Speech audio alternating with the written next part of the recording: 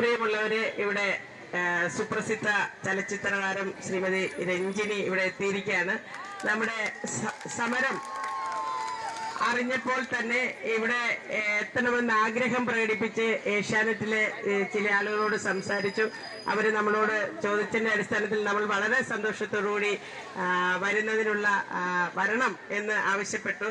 കഴിഞ്ഞ 3 ദിവസമായി വരാനുള്ള ഒരു പരിശ്രമം നടത്തിക്കൊണ്ടിരിക്കുകയായിരുന്നു. ഷൂട്ടിങ്ങിന്റെ തിരക്കൊക്കെ ആയതുകൊണ്ടാണ്. തീർച്ചയായിട്ടും നമ്മുടെ ഈ സമരത്തിന് ഇത്രയേറെ പിന്തുണ കിട്ടുന്നതിൽ ജീവിതത്തിന്റെ എല്ലാ മേഖലകളിലുമുള്ള ആളുകളുടെ പിന്തുണ കിട്ടുന്നതിൽ ഞങ്ങൾക്കുള്ള സന്തോഷം, അങ്ങേയറ്റത്തെ സന്തോഷം. We are presenting that.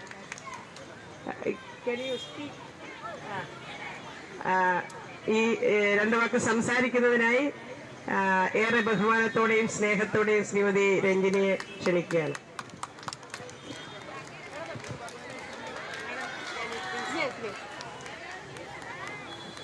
ആദ്യം ഞാൻ ഇവർ ആശാ വർക്കേഴ്സിന്റെ ഒരു വലിയ ഹാറ്റ്സ് ഓഫും ഒരു അപ്ലോസ്. കാരണം ഞാൻ ഒരു 2-3 പ്രൊജക്ട്സ്, ഗവൺമെന്റിന്റെ പ്രൊജക്ട്സ് ഞാൻ ചെയ്തിട്ടുണ്ട്. കൊച്ചിയിലെ നിർഭയവും പിന്നെ സ്ത്രീ, ആ പ്രൊജക്ട്സിൽ ഇവരോട് ഞാൻ വർക്ക് ചെയ്തിട്ടുണ്ട്. എനിക്ക് വലിയ ബഹുമാനമുണ്ട് ഇവരോട്. ബിക്കോസ് ആ 2 പ്രൊജക്ട്സ് അപ്പോഴാണ് എനിക്ക് അറിയുന്നത് ഇവര് വേറെ ഒന്നും ചോദിക്കുന്നില്ല കേട്ടോ. അവര് ട്രാൻസ്പോർട്ടും പിന്നെ ഫുഡ് അലവൻസ് മാത്രമേ ചോദിച്ചിട്ടുള്ളൂ. എന്നിട്ടും അവർ ഇത്ര ഹാർഡ് വർക്ക് ചെയ്തു. പിന്നെ അതല്ലാണ്ട് ദി ആർ വെരി കമ്മിറ്റഡ്. വെറുതെ വേറെ ജോലി പോലെ അവർ ചെയ്യുന്നില്ല. അവർ ഒരുപാട് ഇഷ്ടപ്പെട്ട് സന്തോഷത്തോടെ പാഷനത്തോടെയാണ് അവർ ചെയ്യുന്നത്. ആൻഡ് കോവിഡ് സമയത്തില് അത് ആർക്കും മറക്കാൻ പറ്റിട്ടില്ല. ഈവൻ ഞാൻ പുറത്ത് ഒരുപാട് ആൾക്കാർ പറഞ്ഞു, എങ്ങനെ കേരള എന്ന് പറയുമ്പോൾ കോവിഡ് സമയത്തില് കേരളവ് ഒരു വേൾഡ് മാപ്പിൽ കൊണ്ടുവന്നത് ആശാ വർക്കേഴ്സ് ആണ്. കാരണം ഇവർ ചെയ്ത അത്രയ്ക്ക് ഒരു ഹെൽത്ത് അല്ലേ. Because Kerala is well known to fight the Covid. അത് എങ്ങനെ ചെയ്തു? ഇവർ കാരണമാണ്, വാറിയേഴ്സ് ആണ്. ഇവർ എന്തെങ്കിലും എക്സ്പെക്ട് ചെയ്തിട്ടില്ല. അപ്പോ അത് കാരണം കൊണ്ടാണ് എനിക്ക് വളരെ സങ്കടമുണ്ടായിരുന്നു. ഈ 15 days ആയിട്ട് ഇവരിങ്ങനെ വന്ന് സ്ട്രീറ്റില് ലേഡീസ് ഒരു പ്രൊട്ടസ്റ്റ് നടത്തുന്നെങ്കിൽ അത് നിസ്സാര കാര്യമില്ല. കാരണം ഒരു ലേഡി എന്ന് പറയുമ്പോൾ അവര് ഒരു എന്താ പറയാ, ക്വീൻ ഓഫ് ദ ഹൗസ് അല്ലേ. അപ്പൊ അവര് വീട്ടിലെ എല്ലാവരും മക്കള്, ഹസ്ബൻഡ്, വീട്ടു ജോലി എല്ലാം വിട്ടിട്ടാണ് വന്ന് ഇവിടെ സ്ട്രീറ്റിൽ ഇരിക്കുമ്പോ അത് വളരെ ദുഃഖമായിട്ടുണ്ട് എനിക്ക്. ഞാൻ തന്നെ സാരി ഈ ഷൂട്ടിലാണ് കട്ടുന്നത്. എന്നിട്ടും എനിക്ക് ഒരുപാട് ഡിഫിക്കൽട്ടി ഉണ്ട്. ബട്ട് ഇവരെല്ലാം നോക്കൂ, സാരിയും പിന്നെ ഇതിൽ ഒരുപാട് സുഖമില്ലാത്ത ആൾക്കാരും ഉണ്ട്. പിന്നെ ടോയ്ലറ്റ് 15 days ഈ ചൂടിലിരുന്നിട്ട് സമരം ചെയ്ത് നിസ്സാര കാര്യമില്ല. അത് കാരണം കൊണ്ടാണ് ഞാൻ ഇവിടെ ഇന്നും വന്നത്.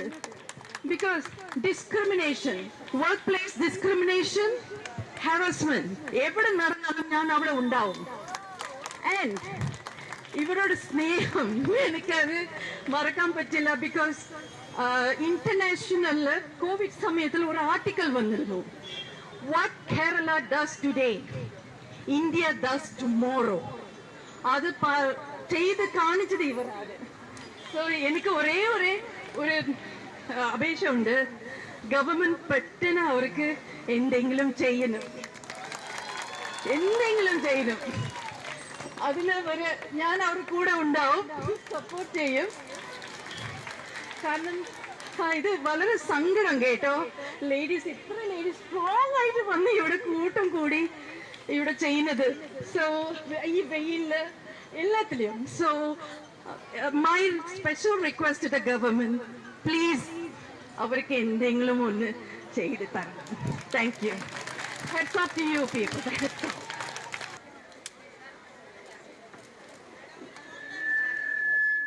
ദൂരക്കിഴക്കുതിക്കും ആ മാണിക്യ ചെമ്പഴുക്ക ഞാനെന്നെടുത്തു വെച്ചേ എന്റെ വെറ്റില തമ്പള ചെമ്പഴുക്ക എന്റെ